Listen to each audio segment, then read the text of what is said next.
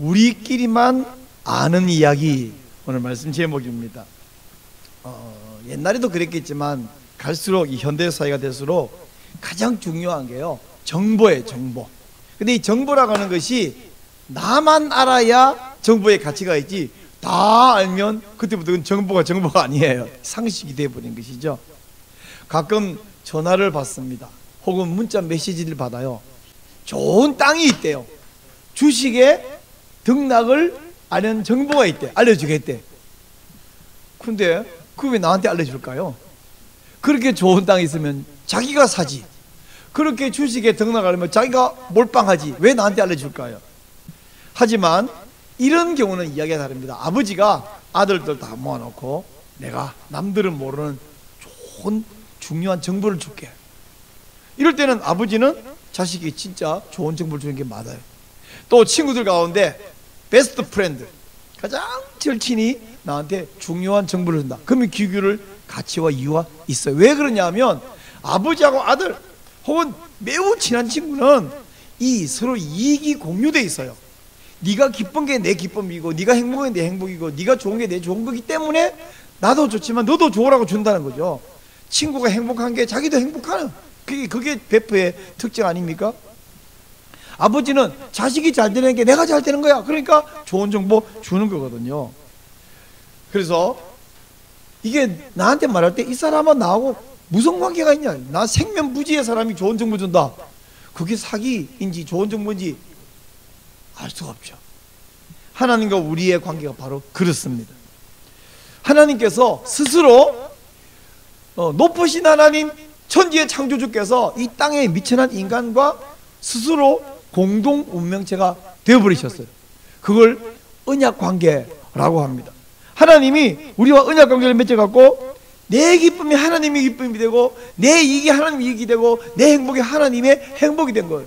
야, 니네 좋냐? 나는 니 때문에 고생이다. 이게 아니라 자식이 행복, 웃으면, 우리 옛말에 그런 거 있죠, 집사님. 내 논에 물 들어가는 거하고 내 자식 입에 밥 들어가는 게 제일 보기 좋다 그러잖아요. 자식이 입에 밥 들어가는데 아버지가 엄마가 행복하고, 이게 부모의 관계인 거죠. 하나님이 네가 기쁘고 네가 행복해, 나도 행복하다, 이렇게 언약을 맺었어요. 근데요, 그냥 언약을 맺는데 누구하고 맺었냐 하면 처음에는 소수의 사람하고만 언약을 맺었는데요, 그 소수의 사람과 맺은 관계 언약이 한 가정, 나아가서 하나의 가문, 하나의 민족, 나아가서 하나의 나라로 언약관계가 점점 확장이 되었습니다. 근데 그 언약 맺은 나라 백성이 이게 말귀를 못 알아듣고 가치를 몰라다 보니까 지독하게 하나님의 말씀을 안 듣는 거예요. 하나님과의 약속을 등한시하고 무가치하게 여겼습니다. 근데 하나님께서, 야, 니네하고 내가 계약을 맺은 게 잘못됐다, 이 실패다, 이러시느냐? 아니요. 하나님은 사실은 처음부터 계획이 뭐냐면 그 민족과 계약 맺고 끝내려는 것이 아니었어요. 그 민족은, 그 나라는 하나의 샘플이었어요. 샘플. 이 샘플 잘 보고 따라해라, 이건데 그 샘플을 통해서 거대한 글로벌 나라를 하나님이 처음부터 계획했는데, 이제는 글로벌이니까 온 전 세계 모든 민족, 모든 사람 한 명 한 명 다 구원하시냐? 그렇지 않습니다. 이 이스라엘이라는 이 나라, 이 민족 사람들만 통째로 구원하는 것도 아니고요, 모든 민족 가운데서 점조직처럼 하나를 불러들여서 하나님의 거대한 나라를 세우시는데, 그걸 위해서 아브라함의 후손, 이삭의, 야곱의 또 후손, 이 민족을 하나님께서 그 나라를 샘플로 선택하고 보여주신 거예요. 그럼 샘플로 부름받은 그 나라는 이제 끝장났고 부림받았냐? 아니요. 그럼 그 나라는 언젠가 끝에 가서 통째로 구원받냐? 그것도 아니요. 통째로 언제가 구원받는다고 착각하는 사람이 있어요. 세대주의자들이 그렇게 하는데, 아니요. 그 나라 사람들 중에서도 구원받은 사람들이 있죠. 버려진 이방 나라 사람 가운데서도 구원받은 사람들이 있죠. 결국 예수님께서 누가 내 어머니고 누가 내 형제냐 할 때에, 저 혈통적 어머니와 아버지는 아니다, 형제도 아니다, 이것도 아니고, 이 사람들만 그렇다도 아니고, 이 사람들이든 저 사람이든 내 친어머니든 하나님 아버지의 뜻대로 행하면 그가 바로 내 형제 자매 어머니다, 이렇게 말씀을 하셨잖아요. 이스라엘 민족이든 아니든 간에 하나님께 부름받았고 택함받은, 그걸 보고 이사야는 뭐라 하냐면 남은 자라고 말했고, 바울은 택함 받은 자 이렇게 말했어요. 보세요. 샘플로 부름받은 그 나라가 제사장 나라로 부름을 받았는데, 이제는 온 교회가 다 제사장 백성으로 우리가 부름을 받았습니다. 제사장은 뭐냐면 온 이스라엘 가운데 제사장이라는 하는 가문이 있죠. 그 가문 가운데 또 대제사장이 있습니다. 그 대제사장은 모든 제사장 앞에 대표하고, 제사장 그 가문은 모든 나라를 대표하는데, 이제는 부름받은 모든 성도가 온 세상의 사람들 앞에, 하나님 앞에 대표하는 사람들이 되었고요. 이 구약시대의 선지자들이 하나님의 말씀을 전하는 일을 했고, 신약시대 이 제자들이 예수님의 말씀을 전하는 역할을 감당했습니다. 대사 역할을 감당한 것이죠. 지금은 이제 12사도에서 우리 이 말씀을 듣고 있는 여러분 한 명 한 명이 바로 그 역할을 맡았습니다. 근데 처음에 12명에게 예수님께서는 비밀을 말해줄게. 비밀을, 내가 너희에게 비밀을 알려줄 테니까 이 비밀 지령을 잘 전해라. 베드로전서 2장 9절에서 이렇게 말합니다. 너희는 택하신 족속이요, 왕같은 제사장들이요, 거룩한 나라요, 그의 소유가 된 백성이니, 이는 너희를 어두운 데서 불러내어 그의 기이한 빛에 들어가게 하신 이에 아름다운 덕을 선포하게 하려 함이니라. 아름다운 덕을 선포하려고 너희를 제사장 나라로 불렀다. 누가 누구에게 말했냐면 베드로가 흩어져 있는 모든 교인들, 성도들, 제자들에게 이 말을 했습니다. 그러므로 지금 저와 여러분은 하나님의 제사장 나라, 선택받은 제사장인 줄 믿으시기 바랍니다. 그러므로 우리가 제사장이기 때문에 이제 예수님께서 12제자에게 했던 그 비밀 지령이 오늘 우리에게 내리는 비밀 지령이다, 이 말씀이에요. 이 말씀 잘 듣고 예수님의 비밀 지령을 잘 수행하는 제자가 되시기를 축원합니다. 지난주 살펴본 말씀에서 예수님이 지금까지 설교를 잘하시다가 갑자기 마태복음 13장 예수님이 비유로 말씀하기 시작하는 거예요. 제자들이 와서 물었습니다. 선생님, 왜 갑자기 비유로 말씀하기 시작합니까? 그때 예수님께서 당황스러운 대답을 하시죠. 그건 말이다, 너희들이 하도 말귀를 못 알아듣어서 내가 잘 알아듣게 하기 위해서 비유를 쓰는 거란다, 이렇게 말씀하는 게 아니라 거꾸로 그건 말이다, 쟤네 들어도 못 알아듣게 하기 위해서란다. 예? 들어도 못 알아듣게 하기 위해서라고요? 그렇단다. 그래서 제가 지난주 했던 설교 제목이 뭔지 기억하십니까? 일부러 못 알아듣게 설교하신 예수님. 그게 저희 지난주 설교 제목이잖아요. 예수님께서 저 사람들이 못 알아듣게 설교했다, 미스테리한 말씀을 하셨다. 당황스럽죠. 근데 예수님이 그렇게 미스테리한 말씀하신 이유는 이사야가 한 메시아 예언을 이루기 위해서인데, 하나님이 이사야에게 가서 전해라 그러면서 언제까지 전할까요? 얘네들이 못 알아들을 때까지 계속 전해라. 에? 아니, 알아들을 때까지 전해라, 이게 맞는데 하나님은 못 알아들을 때까지 전해라. 이상한 말씀이잖아요. 그래서 하나님이 이사야에게 하시던 그 말씀처럼 예수님도 지금 못 알아듣게 3년 동안 늘 설교가 다니면서 못 알아듣게 하려고 이 설교를 했다. 근데 그러면 모든 사람이 다 못 알아듣냐? 아니요. 저 사람들은 못 알아듣는데 몇몇 알아듣는 특정한 사람인데 그게 바로 너희들이야. 그게 바로 너희 제자들이야. 너희들에게는 허락된다. 오늘 16절 말씀에서 뭐라 그러냐면, 다른 사람에게는 허락되지 않는 이 비밀이 너희에게 허락되기 때문에 너희들은 보고 너희 귀는 듣기 때문에 너희 눈이, 너희 귀가 복되다, 너희들은 복받았다 라고 말씀합니다. 지금 예수님 바로 옆에 모여있는 사람들 중에서 예수님 얼굴을 뻔히 보면서 그가 메시아인 줄 모르고, 예수님 말씀을 들으면서 그게 천국 백성의 비밀인 줄 모르는 사람은 예수님 봤는데 그건 메시아를 못 본 거예요.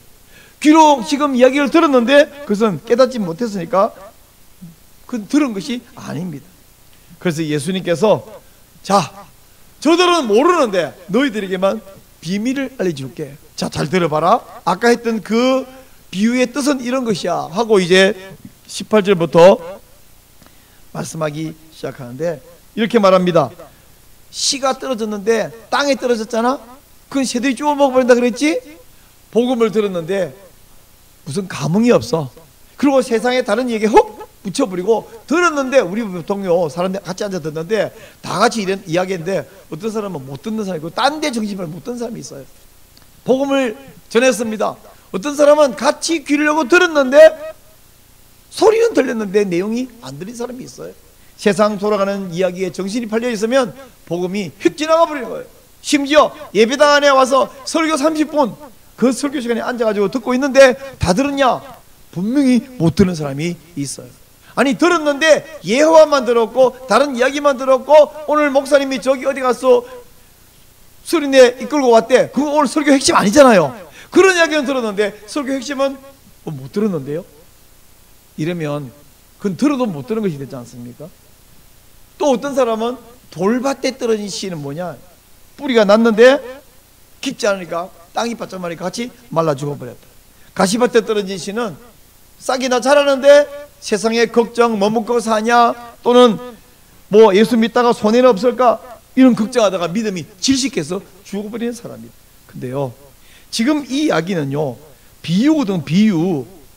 비유는 사실이 아니라 빗대서 이야기하는 거잖아요. 그러면 우리는 씨앗이 아니잖아요. 나는 사람이지. 나는 땅바닥 흙이 아니잖아요. 사람이지.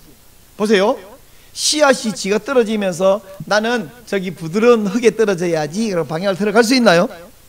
혹은 땅바닥에 딱딱하니까 나를 부드럽게 갈아엎어야지, 돌멩이 있으니까 돌을 골라내야지, 이거 할 수 있나요? 흙은 그거 못해요. 씨앗도 그거 못해요. 그러나 사람은 어떠냐? 사람은 내가 의지가 있고 인격체입니다. 스스로 돌을 골라낼 수 있고 가시덤불을 해칠 수가 있고 딱딱하면 그걸 갈아엎을 수가 있고 묵은 땅을 기경할 수가 있어요.